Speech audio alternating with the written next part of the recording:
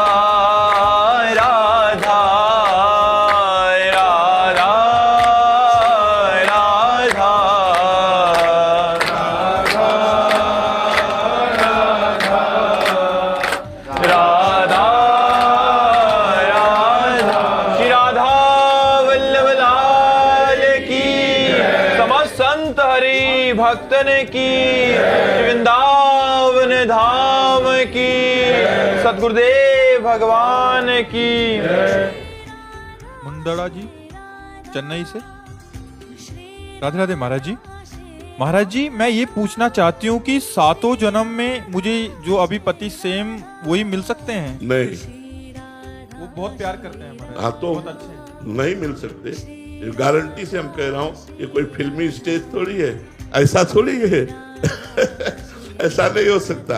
हाँ, एक उपाय हो सकता है, यदि आप भगवान की आराधना करें और भगवान से वर मांगे कि जो मेरे पति हैं ये 7 जन्म तक हमारे पति बने, और वो आशीष दे दे, वरदान दे दे, तो ये संभव हो सकता है, अन्यथा नहीं। क्योंकि दोनों के कर्म अलग अलग हैं, एक कर्म नहीं है दोनों का। दोनों के कर्म अलग अलग हैं, दोनों का प्रारब्ध अलग अलग है, दोनों के संचित अलग अलग हैं। तो इस जन्म में जो पति बना है वो अगले जन्म में पति बने या पुरुष बने बिल्कुल आवश्यक नहीं। जैसे हम एक घटना तुम्हें सुना रहे, एक की पत्नी बड़ी भक्त थी, वो पत्नी पर बहुत प्यार करते थे, पर पत्नी गुरुजी की आज्ञा से चलती थी, पर उनको संतों से कोई प्यार नहीं था, वो पत्नी से प्यार करते थे।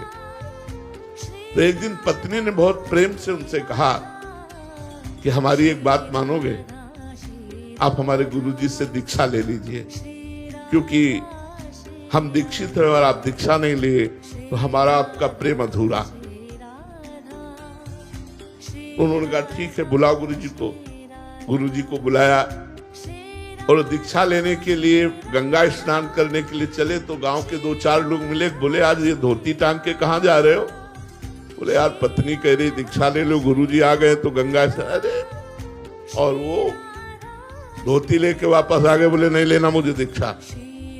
कालांतर में दोनों का शरीर छूटा, तो पति आसक्त होने के कारण उसका मोक्ष नहीं हुआ और वो राजा की राजकुमारी के रूप में जन्मे।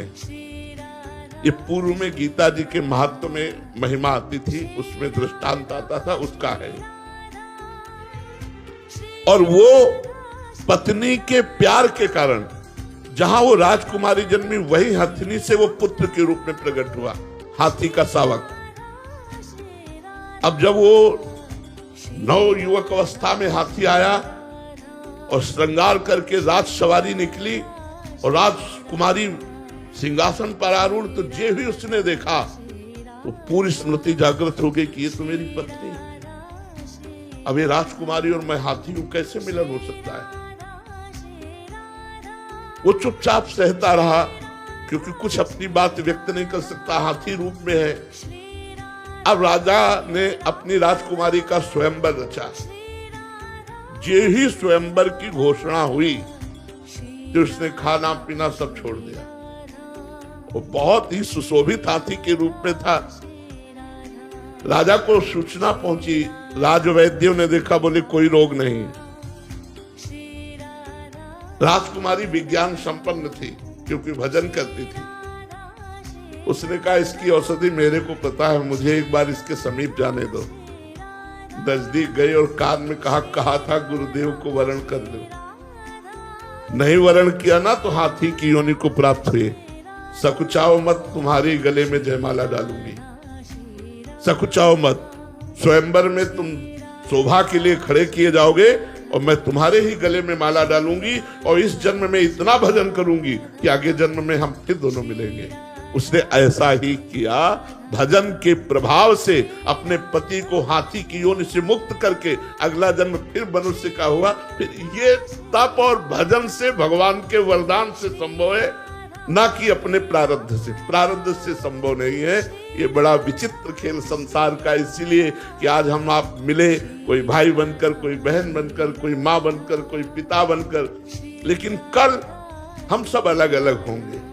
अच्छा, पीछे की योनि में आप क्या थी, आपको क्या पता? पीछे भी तो आपका परिवार रहा होगा, भले किसी योनि में हो, लेकिन आज पता है क्या?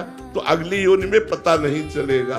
ये तो गाने की बात अलग है, लेकिन रियल में ये बात रही है कि हम जिसको पत्नी माना वो 7 जन्म तक पत्नी बने, जिसको अपने पति माना वो 7 जन्म तक पत्नी। तुम्हारे जी दोनों आपसे दीक्षा ले लें। हमने तो दीक्षा की बात न कहकर भगवान से वरदान की बात कही कि भगवान वरदान दे दे तो 7 जन्म क्या 700 जन्म तक, क्योंकि सृष्टि विधायक वही है। वो कलम चला दे कि ये जीवात्मा दोनों पति पत्नी के रूप में 1000 बार जन्मेंगे, तो 1000 बार जन्मेंगे, वो दोनों पति पत्नी ही होंगे।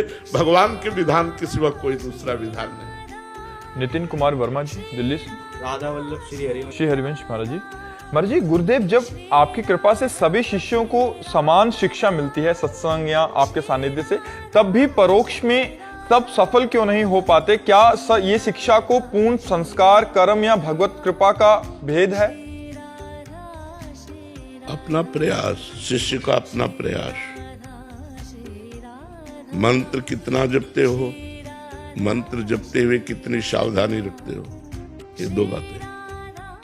आप संयम से चल रहे हो, गुरु आज्ञा पर चल रहे हो। एक जगह बैठकर 100 लोग भजन करें तो भी अंतराय होगा। एक जगह बैठकर 100 लोग भजन करें तो भी उनके भजन का फल अलग अलग होगा। कौन कितना ध्यान देकर जप रहा है, कौन कितनी पवित्रता से जप रहा है, कौन कितने भाव से जप रहा है। तो इसलिए सबकी एक गति नहीं हो सकती, सबका एक निर्णय नहीं हो सकता, क्योंकि मति भिन्न भिन्न है, भाव भिन्न भिन्न है, सोच भिन्न भिन्न है, आचरण भिन्न भिन्न है, उद्देश्य भिन्न भिन्न है। सबका उद्देश्य भगवत प्राप्ति थोड़ी है। तो इसलिए सबका समान भाव से कल्याण नहीं हो पाता। जो जितनी लगन से भजन करता है, उद्देश्य परिपक्व रख के, उतना आगे बढ़ता जाता है। मान लो आप लोग तो गृहस्थ हैं, जो विरक्त हैं, उनमें से बहुत से विरक्त ऐसे हैं जो उन्नति को प्राप्त हो रहे हैं, और बहुत ऐसे हैं जो जहां हैं वहीं रह रहे हैं, और बहुत ऐसे हैं जहां थे वहां से गिर गए।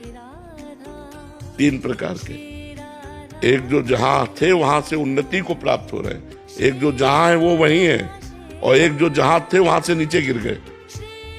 तो उनमें प्रधानता तो आपकी हुई ना। गुरु ने तो गुरु मंत्र सबको बराबर दिया, कृपा सब पर बराबर की, लेकिन उसका प्रभाव, जैसे स्वाति का बूंद गिरता है केले पर तो कपूर बन जाता है, सांप के मुंह में गिरता है तो जहर बन जाता है, सीपी में गिरता है तो मोती बन जाता है, और चातक की चोंच में आता है तो जीवन बन जाता है। स्वाति की बूंद में तो कोई दोष है नहीं, पात्रता में है। जो नीचे पात्रता में आया वही उसका स्वरूप बन गया। तो गुरु मंत्र बराबर सबको दिया जाता है, पर आपका उद्देश्य, आपकी लगन, आपकी पवित्रता, आपकी जितेंद्रियता उसमें काम करती है। यदि आप सही ढंग से चल रहे हैं तो आपकी आध्यात्मिक उन्नति होना आपको अनुभव में आने लगेगा। मेरा मन प्रसन्न हो रहा है, भगवान प्रिय लगने लगे, सबसे प्रेम व्यवहार का बर्ताव होने लगा, आनंद ही आनंद। तो निगेटिव विचार शांत होते चले जा रहे हैं। ये सबका नहीं है, क्योंकि वो भजन ही नहीं करते। और संयम से नहीं चलते, मनमानी आचरण, तो फिर कैसे होगा? समझ पा रहे हैं आप? देवांश प्रताप जी आगरा से। राधा वल्लभ श्री श्री हरिवंश महाराज जी। महाराज जी, भगवत प्राप्त और मोक्ष प्राप्ति होने वाले महापुरुष में मूलभूत क्या अंतर होता है? एक ही है, एक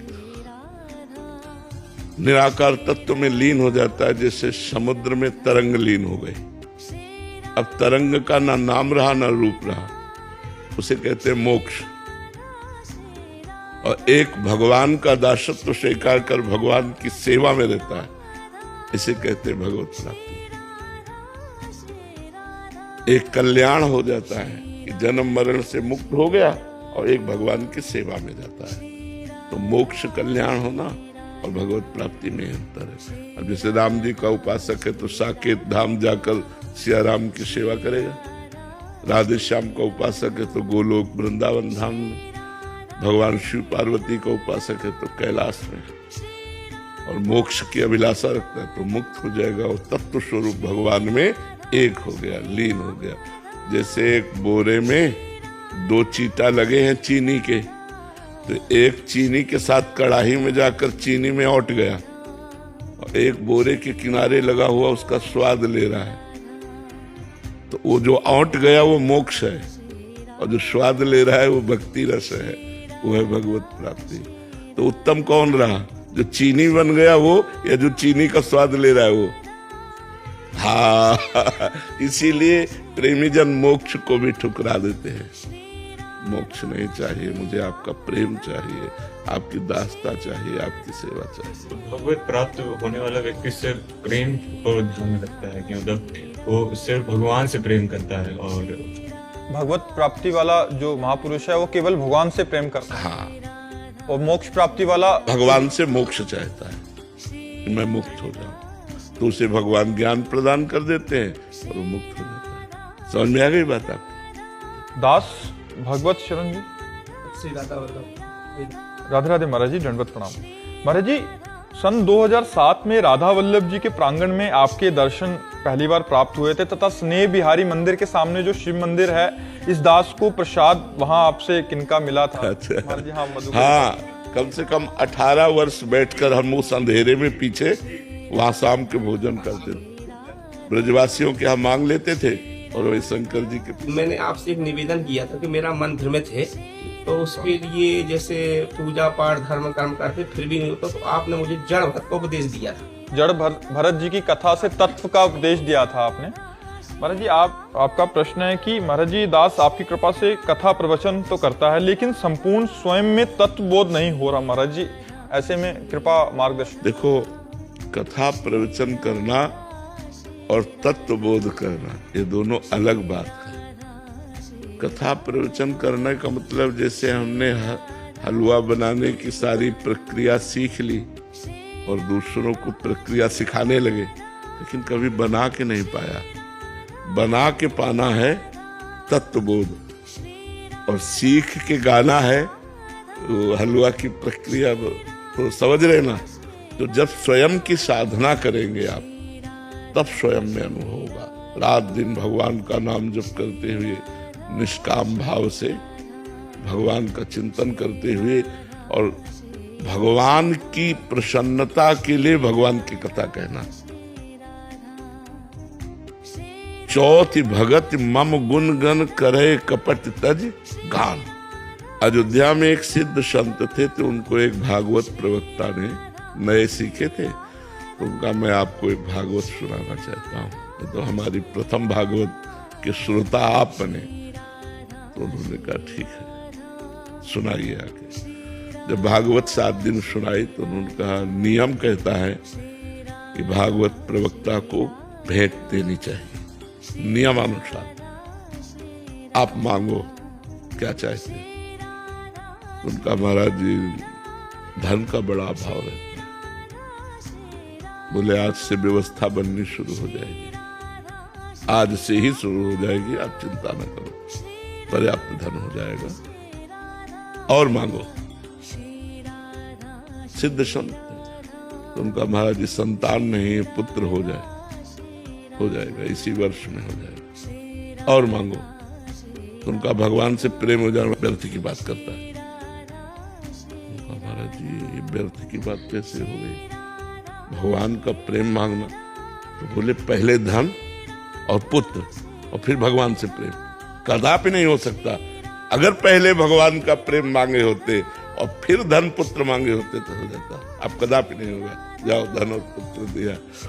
तो लालसा कहीं ना कहीं लोक व्यवहार में है, इसीलिए हमें तत्व बोध नहीं होता। देह भाव में है, व्यवहार में है, इसीलिए तत्व का वर्णन करते हुए भी तत्व बोध नहीं होता। एक बार पूज्यपाद सिउड़िया बाबा जी महाराज गंगा किनारे भ्रमण कर रहे थे, तो ब्रह्मावर्त बिठूर और कानपुर के बीच में योग वासिष्ठ का प्रवचन हो रहा था। योग वासिष्ठ बड़ा गूढ़ ग्रंथ है। तो बाबा 3 दिन रुके, इतना सुंदर अध्यात्म की चर्चाओं कर रहे थे जो प्रवक्ता थे। 3 दिन रुके, फिर बाबा को मिलने की इच्छा हुई, क्योंकि एकदम निर्णायक उपदेश उनका। तो उन्होंने कहा आपको तत्वबोध हो गया है? तो उनका महाराज जी आप सन्यासी हो, सन्यासी गृहस्थ आश्रम का गुरु रूप होता है और गुरु से कभी झूठ बोलना नहीं चाहिए। मैं तत्व ज्ञान की चर्चा तो करता हूँ लेकिन तत्वबोध नहीं हुआ। बाबा ने कहा बस ठीक नहीं हुआ।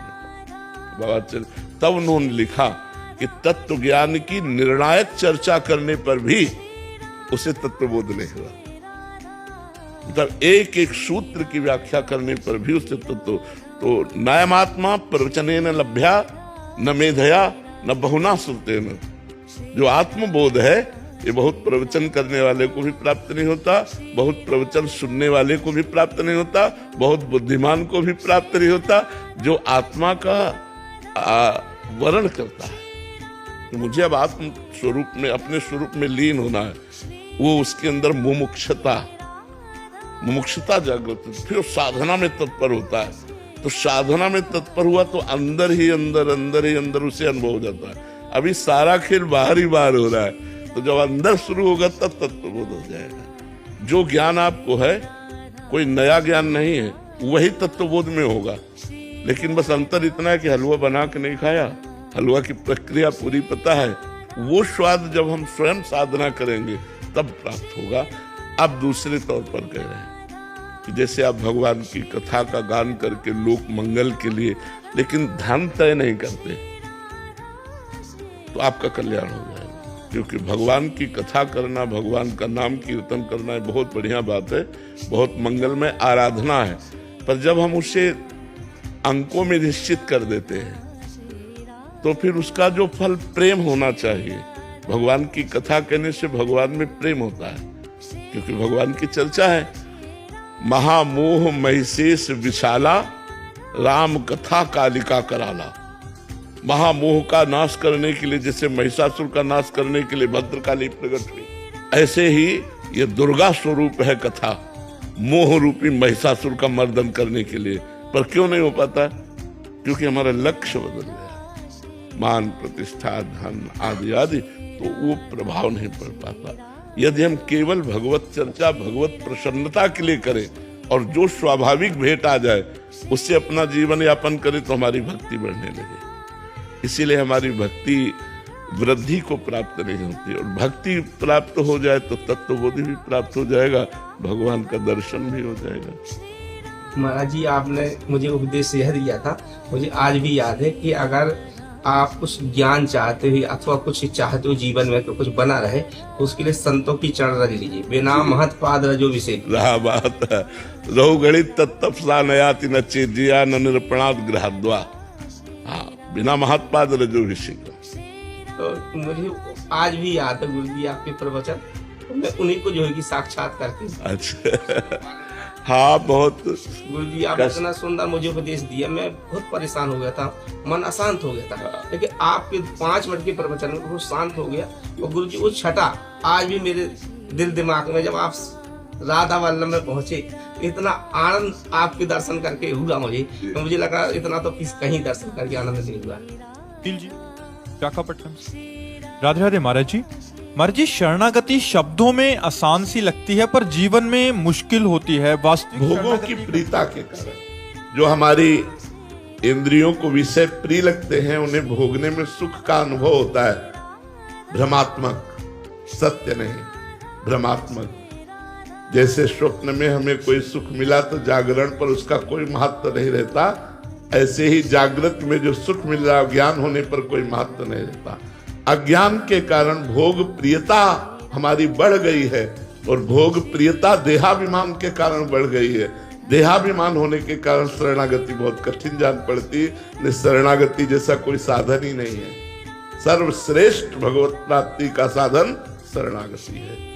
भगवान की शरण में मैं जैसा भी हूँ, नीच हूँ, पापी हूँ, पतित हूँ, पर हे नाथ मैं आपकी शरण में। हमारा तुम्हारा संबंध है स्वामी। आपने कहा ममैवांशो जीवलोके, तो मैं आपका अंश हूं। और वैसे भी अगर मैं पतित हूं तो आप पतित पावन हैं, मैं दीन हूं तो आप दीन बंधु हैं, मैं भिखारी हूं तो आप दाता हैं। स्वामी हमारा आपका संबंध है। मैं कैसा भी हूं लेकिन मैं आपका हूं। यहां से शरणागति प्रारंभ होती है और यही पूर्ण हो जाती है। जब तत्वता हृदय में बात आ जाएगी तो पूर्ण हो जाएगी। अभी वाणी से है तो वचन से प्रारंभ हुई और हृदय में उतर गई कि आपके सिवा मेरा कोई नहीं। बस यहीं से उसका अध्यात्म का जो प्रकाश है वो जागृत हो जाएगा। ज्ञान विज्ञान से संपन्न वो महापुरुष हो जाएगा। भगवान का शरणागत परम ज्ञानी होता है।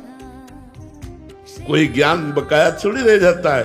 भगवान अपने शरणागत को परिपूर्ण कर देते हैं। तो शरणागति में कठिनता है विषय प्रियता। विषय प्रियता है देहाभिमान के कारण, और देहाभिमान है अज्ञान के कारण। तो हम भगवान की शरण में हो, वो हमें ज्ञान प्रदान करें जिससे विषय प्रियता नष्ट होकर भगवत प्रियता जागृत हो जाए। कठिन नहीं है, कठिन नहीं है, बहुत सरल है, पर विषय प्रियता के कारण बहुत कठिन लगता है। तो हम क्या करें? विषय प्रियता को भी समर्पित कर दें।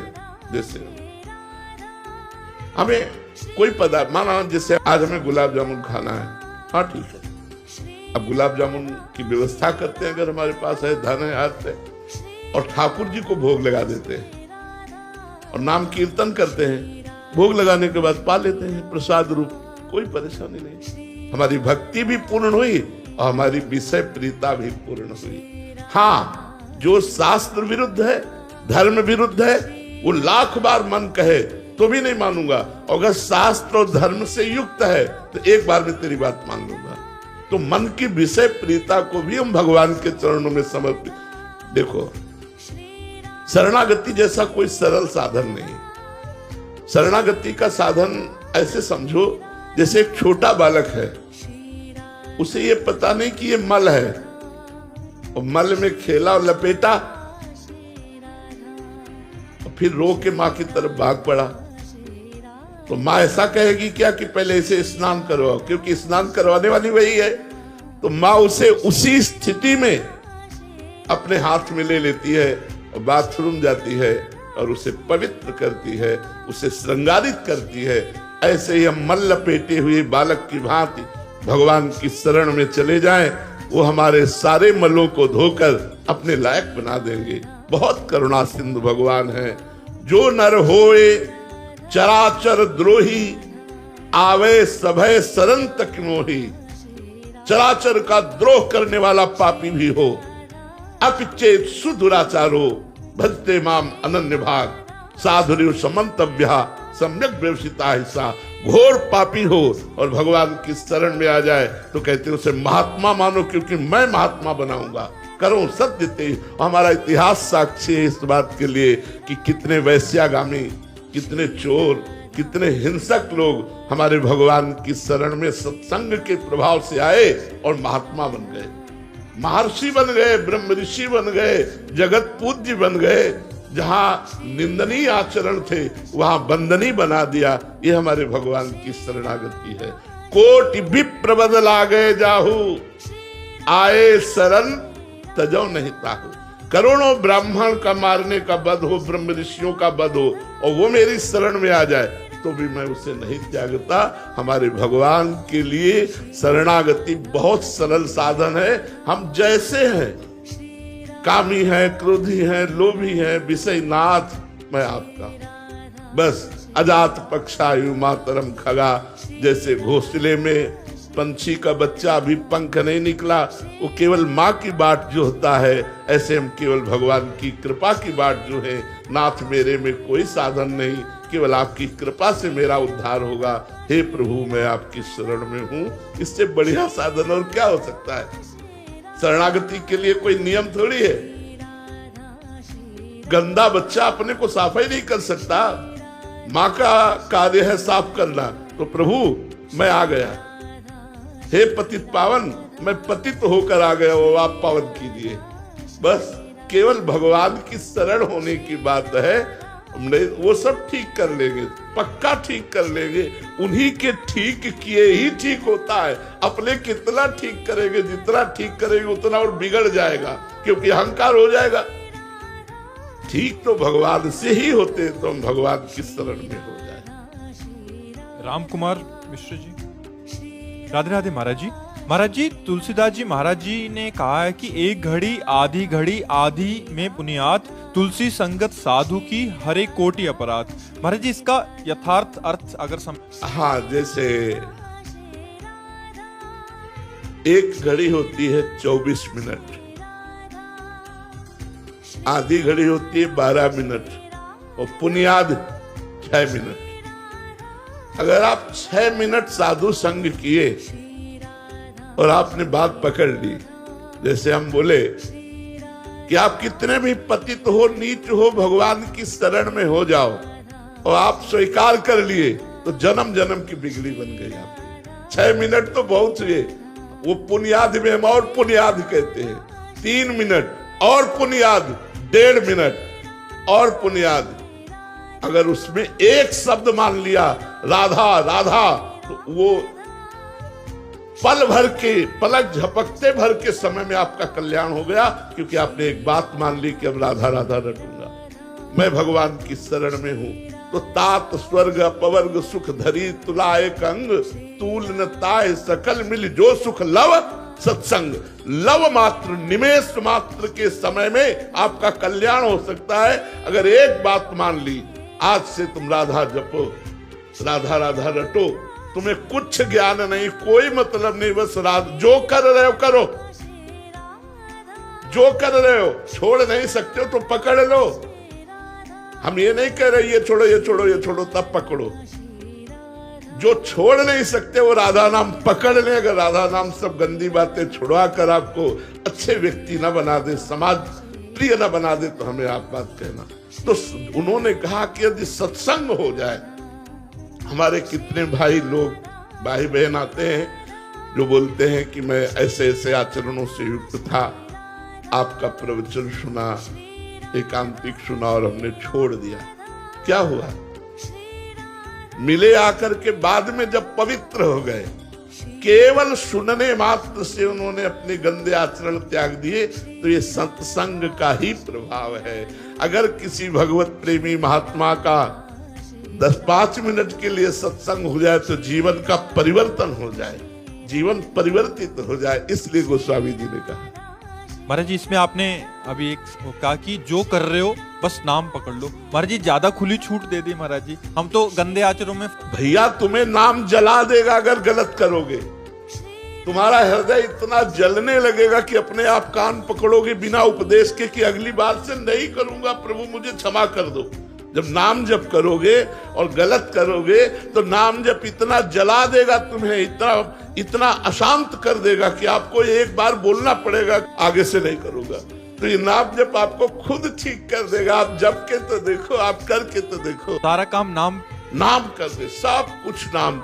ए भाई, सब ज्ञान उदय हो जाता है, सब ज्ञान, सब वैराग्य, सब भक्ति। अगर हम में कमी है तो भगवान के भजन की कमी है।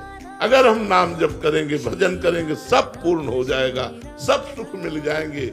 इह परलोक सकल सुख पावत, इस लोक में भी और परलोक में भी परम सुखी हो जाओगे। और कोई पैसा नहीं लगता। फिक्र को, चिंता को, चाह को मिटा करके फिर जो खेलता है उससे सतरति सा लोकांतारयति मम भक्ति युक्तो भुवनम पुनातु। मेरी भक्ति से युक्त होकर के लोक को पावन कर देता है। कौन?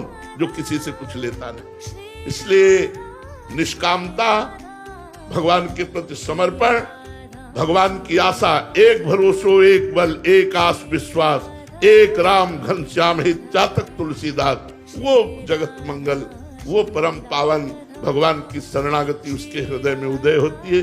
शरणागति कठिन नहीं है, कठिन है विषयों की प्रियता छोड़ना। अगर साधु संग हो जाए तो उसका रंग चढ़ जाए, पर साधु संग हो जाए तो बिना रंग चढ़े नहीं बच सकते। तुम्हारे दिमाग में हमारी बात घुस जाएगी और वो मंथन करेगी और तुमको जबरदस्ती परमार्थ में खड़ा कर देगी। इसका नाम साधु संग। एक घड़ी आधी में पुनियाद, तुलसी संगत साधु की कोट कटे अपराध। अगर हमारा एक संग हो गया, एक बात मान ली तो जीवन परमार्थ की ऊंचाई पर दौड़ने लगेगा। मान तो लो, केवल बात मान लो। परमार्थ किसके लिए? सिर्फ भगवान के लिए। सिर्फ हम कामी है, क्रोधी है, लोभी है, मोही है, लेकिन भगवान के हैं, भगवान के लिए हैं। ये दोष भगवान की कृपा से नष्ट होते हैं। लेकिन हमें संसार नहीं चाहिए, हमें भगवान चाहिए, तब ये बात पुष्ट होती है। यहाँ संसार चाह, कोई ऐसा संतुष्ट हमें बताओ। संतुष्ट वही है जिसने चाह मिटा दी तो फटी लगोटी में भी वो बादशाह है।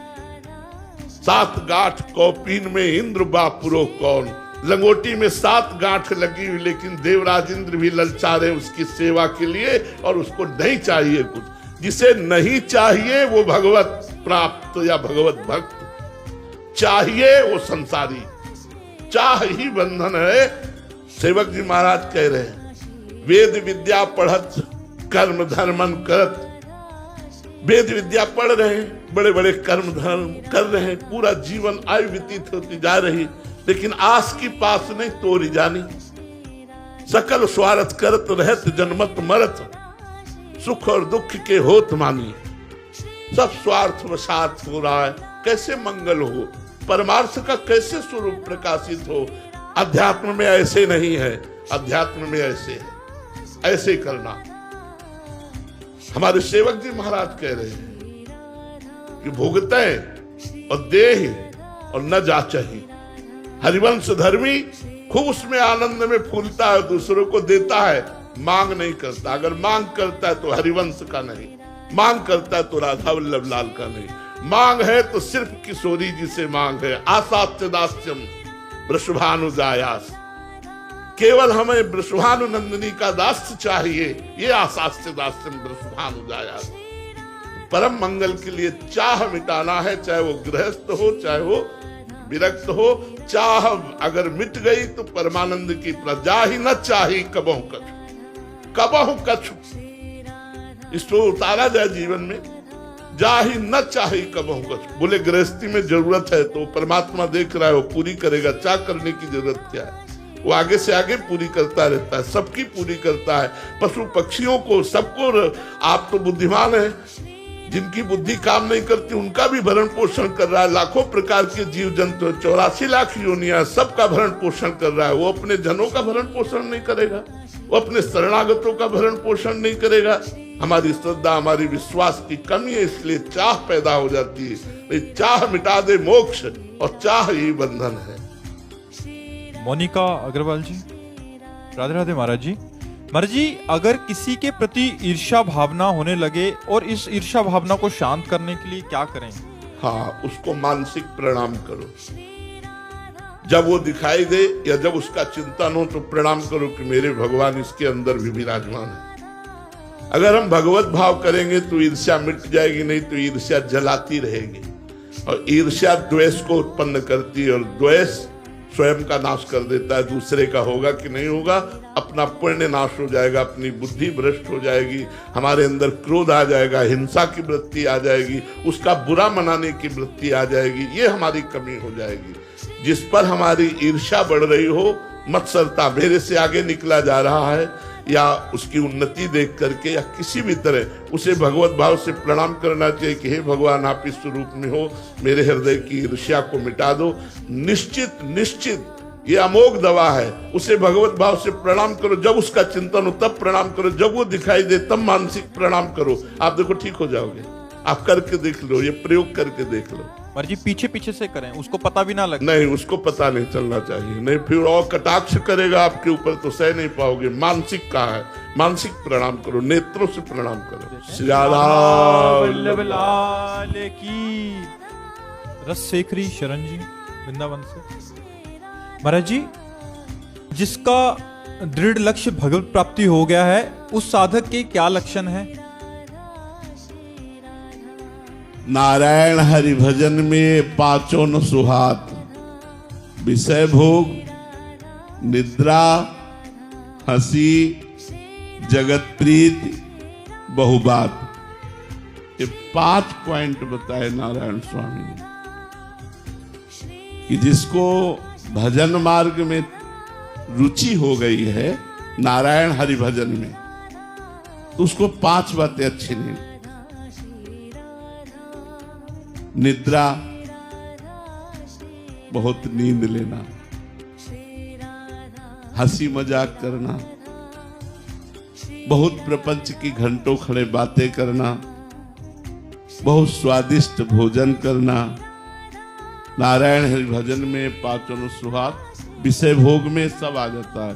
रसेंद्री का विषय भोग स्वादिष्ट भोजन, जनेन्द्री का विषय भोग शरीर भोग, नेत्रेंद्री का रूप, श्रवणेन्द्री के वचन, ऐसे ही त्वगेंद्री का स्पर्श आदि, तो ये सब विषय भोग के अंदर आते हैं। जिसकी भजन में रुचि हो जाती है उसे विषय भोग अच्छे नहीं लगते, नींद अच्छी नहीं लगती, हंसी मजाक अच्छा नहीं लगता। उसके हृदय में सुमिरन की इतनी तार बंध जाती कि उसे किसी से बात करना अच्छा नहीं लगता, और संसार के किसी भी से भी प्रेम करने की इच्छा नहीं होती। उसके अंदर हाय हाय मच जाती है। ब्रह्मादिक के भोग सब विषम लागत ताई, नारायण ब्रज चंद की लगन लगी है जाए।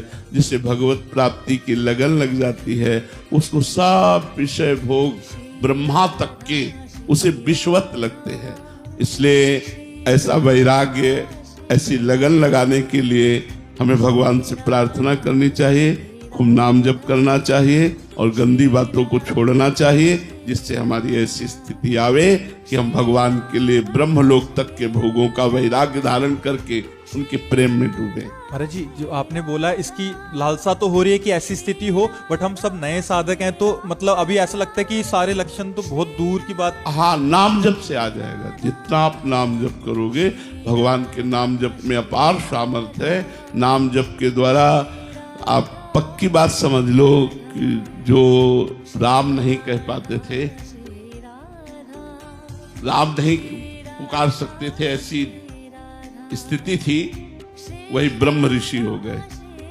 उल्टा नाम जपत जग जाना। नाम का ऐसा प्रभाव है कि अपार सामर्थ्य नाम में। यदि भगवान का नाम आप जपोगे तो जप कर देख लीजिए, आपके अंदर सुंदर ज्ञान, सुंदर वैराग्य, पवित्र बुद्धि, बड़ी निर्मलता आने लगेगी। भगवान का नाम संकीर्तनम यस्य सर्व पाप प्रणाशनम, सारे पापों को नष्ट कर देता है और हृदय में ज्ञान प्रकाशित करता है। तो संतों के प्रति कैसा भाव हो, क्या सावधानी रखें, या क्या हमारे लिए कुछ? भगवान श्री रघुनाथ जी कह रहे हैं, सातों समूह मोहि मैं जग देखा, मोते अधिक संत कर लेखा। मेरी 7वीं भक्ति है कि सबको भगवत स्वरूप देखे, लेकिन संतों को भगवान से भी बढ़कर देखे। मोते अधिक संत कर लेखा। तो हम भगवान से अधिक अगर ना भाव कर पावे, तो भगवान के निज स्वरूप है, निज जन है, चाहे जैसी उनकी लीला हो बाहरी। कोई सतोगुणी लीला करते हैं, कोई रजोगुणी लीला करते हैं, कोई तमोगुणी लीला करते हैं। संतों की लीलाएं होती हैं, सब में हम निर्दोष भाव रखकर, भगवत भाव रखकर उनके चरणों की वंदना करें। इसी से हमारा परम मंगल होता है। मदन जी राजस्थान से। राधे राधे महाराज जी। महाराज जी, मनुष्य को मुक्ति व मोक्ष के लिए सन्यास ही आवश्यक है क्या? नहीं, सन्यास का तात्पर्य आप भेद से बोल रहे हैं, इसलिए हम नहीं कह रहे हैं। लेकिन सन्यास की आवश्यकता है। सन्यास का तात्पर्य केवल वेश से नहीं है। ये तो सर्वाणि कर्माणि मयि सन्न्यस्य मत्पराहा अनन्ये नैव योगेन माम ध्यायन्तु उपासते। भगवान करें ये माने जो तू सर्वाणि कर्माणि मयि सन्न्यस्य, जो अपने सारे कर्म मेरे को अर्पण कर देता है। न्यास माने होता त्यागना। मैं अपने समस्त कर्म को, समस्त अभिमान को, जो तन का अभिमान, जो धन का अभिमान, पद प्रतिष्ठा का अभिमान, ये सब भगवान के चरणों में अर्पित करता हूं। और निरंतर मेरा माम ध्यायन्तु उपासते, मेरा ध्यान और मेरी उपासना करता है। कैसे? अनन्य योग के द्वारा, अनन्य भाव से मेरा आश्रय लेकर माम ध्यायन्तु उपासते। तो भगवान ने कहा कि तेषाम हम समुद्धरता मृत्यु संसार सागर, इस मृत्यु संसार सागर से मैं उसका उद्धार करता हूं। तो एक होता है विरक्ति मार्ग और एक होता है जिसे निवृत्ति मार्ग कहते हैं, और कहता है गृहस्थी मार्ग जिसे प्रवृत्ति मार्ग कहते हैं। यदि प्रवृत्ति मार्ग में अपने सारे कर्म कृष्णार्पणम मस्तु किए जाएं और उठते बैठते चलते फिरते भगवान का मंगलमय नाम लिया जाए, तो आप जहां हो वहीं से आपका मोक्ष कल्याण हो जाएगा। क्योंकि भगवान के नाम जप से विवेक जागृत होगा, शुद्ध ज्ञान जागृत होगा, और ज्ञान से इंद्रिय और मन का संयमन होगा, और इंद्रिय और मन जहां शांत हुए तो स्वरूप का बोध हो जाएगा और मोक्ष को प्राप्त हो जाएगा। अगर वो मोक्ष नहीं चाहता तो भगवत प्रेम हो जाएगा, और मोक्ष को भी तिरस्कृत कर देने वाला सुख है भगवत प्रेम। जो भगवान के अनुराग में मस्त होकर भगवान की रूप माधुरी में रूप छके घूमत रहे, तन को तनिक न भान, नारायण दृग जल बहे, यह है प्रेम पहचान। अपने प्रीतम की रूप माधुरी में डूबा हुआ, उनका स्मरण करते हुए अश्रु प्रवाह करता हुआ गदगद कंठ रोमांचित, धन्य हो गया जीवन। सतरति सा लोकांतारयति, वो स्वयं तर जाता है, स्वयं तर जाता है और लोगों को तार देता है। वो गृहस्थ हो या विरक्त, विरक्त भेष लेकर धन की कामना करना, मान प्रतिष्ठा की चाह रखना, लोक व्यवहार में प्रवृत्त होकर के संसारिकता आ जाना, तो वो दुर्गति का कारण बनेगा। विरक्त होकर के वो सदगति को प्राप्त नहीं होगा। तो चाहे विरक्त हो चाहे गृहस्थ हो, दोनों को अपना सर्वस्व अहम भगवान के चरणों में, गुरुदेव के चरणों में समर्पित करना ही होगा। और कंचन, कामिनी, कीर्ति, इन तीनों से राग हटाना होगा, तभी वो भगवत प्राप्त होगा, चाहे गृहस्थ हो चाहे विरक्त हो। ये मार्ग है दो, लेकिन दोनों मार्गों की पूर्णता भगवत प्राप्ति से है, और दोनों मार्ग अधिकार रखते हैं भगवत प्राप्ति का। इसलिए प्रगट में संन्यास लेना आवश्यक नहीं है, अंतर से सन्यासी बन जाओ, अंदर से सर्व कर्म भगवान के चरणों में समर्पित कर दो, तो तुम मोक्ष को जीते जी प्राप्त कर लोगे, जिसे कहते जीवन मुक्त अवस्था। परमहंस श्री सुखदेव जी के गुरुदेव थे जनक जी महाराज। जनक जी के पास क्या नहीं था? राजा थे, पत्नी थी, पुत्र थे, पुत्री थी, पूरा वैभव था। यद्यपि वो सब भगवत लीला पात्र हैं, फिर भी हम आपको, चक्रवर्ती सम्राट अम्बरीश जी के पास क्या नहीं था? रानियां थी, पुत्र पुत्री थे, सब। और दुर्वासा जी विरक्त महापुरुष, अम्बरीश जी की बराबरी नहीं कर पाए। विरक्त परमहंस श्री सुखदेव जी ने जनक जी को गुरु रूप से स्वीकार किया। तो यहां विरक्तता और गृहस्थता, इन दोनों में भगवान के प्रति प्रीति कितनी है, भगवान के प्रति समर्पण कितना है। जिसका समर्पण जोर होगा वही आगे निकल जाएगा, चाहे गृहस्थ चाहे विरक्त। बस समझ पा रहे हो? हाँ।